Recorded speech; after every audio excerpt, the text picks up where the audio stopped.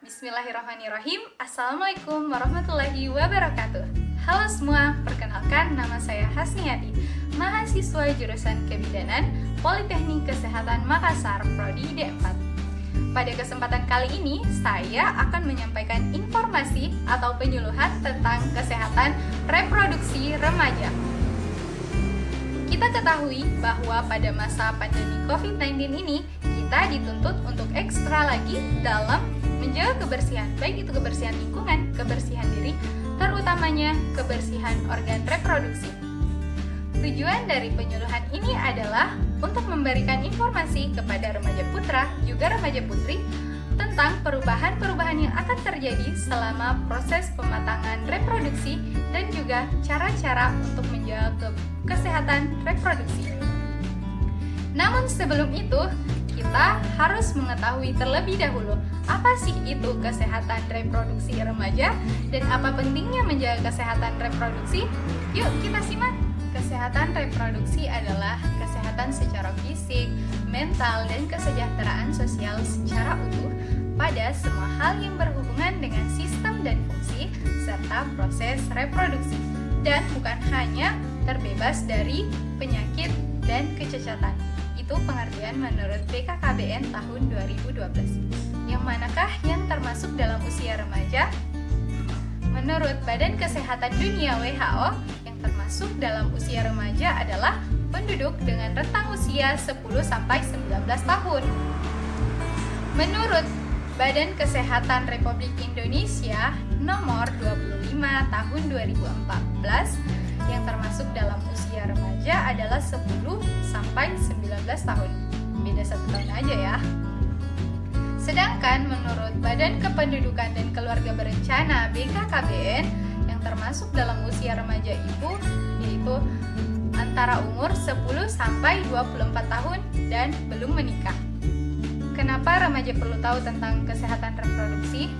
Karena ketika remaja telah mengetahui bagaimana cara bersikap dan berperilaku sehat selama proses pematangan fisik pada dirinya, maka seorang remaja ini akan tumbuh menjadi seorang dewasa yang sehat yang akan memiliki keturunan yang sehat dan kehidupan yang berkualitas. Nah, berbicara masalah remaja, pastinya setiap remaja putra maupun putri akan mengalami yang namanya pubertas. Apa itu pubertas? Pubertas adalah suatu tahapan perkembangan di mana seorang individu yang belum dewasa akan memiliki ciri-ciri dan sifat yang memungkinkannya untuk dapat bereproduksi. Masa puber pada remaja laki-laki adalah usia 13 sampai 14 tahun. Sedangkan pada remaja putri adalah usia 11 sampai 12 tahun. Namun batasan usia ini tidak mutlak ya, dipengaruhi oleh beberapa faktor, misalnya faktor gizi, juga lingkungan keluarga.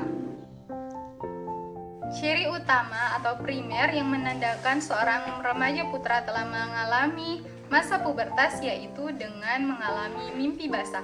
Mimpi basah adalah proses alamiah keluarnya cairan dari organ reproduksi.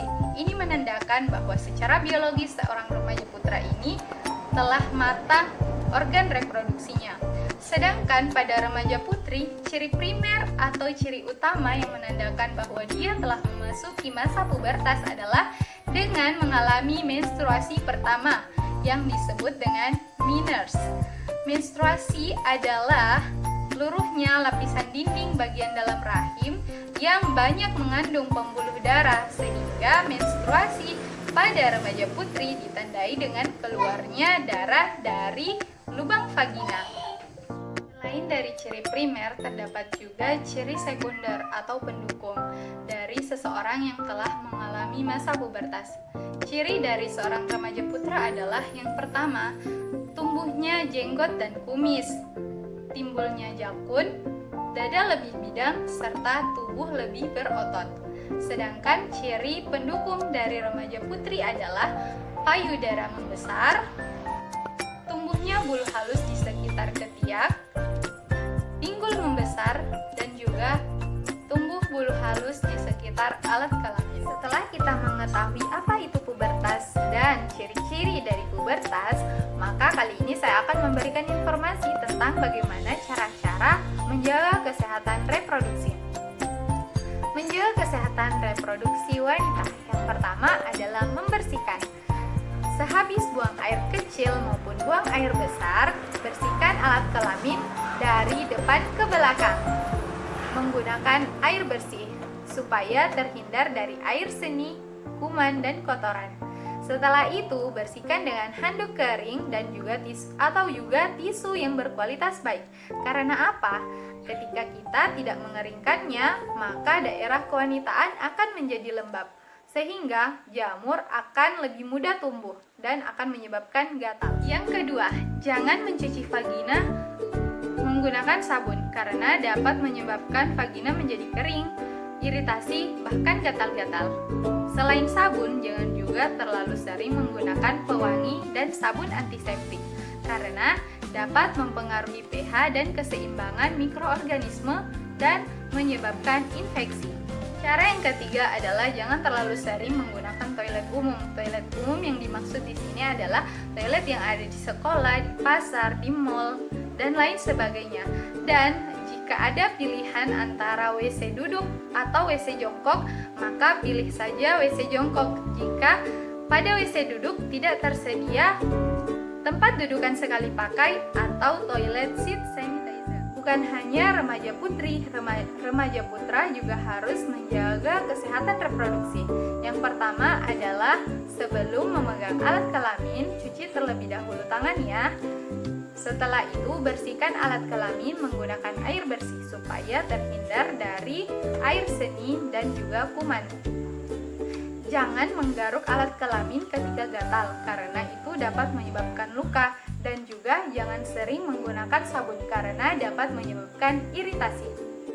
Cara yang kedua adalah mencukur. Pada area alat kelamin laki-laki maupun perempuan terdapat rambut halus yang juga harus diperhatikan kebersihannya.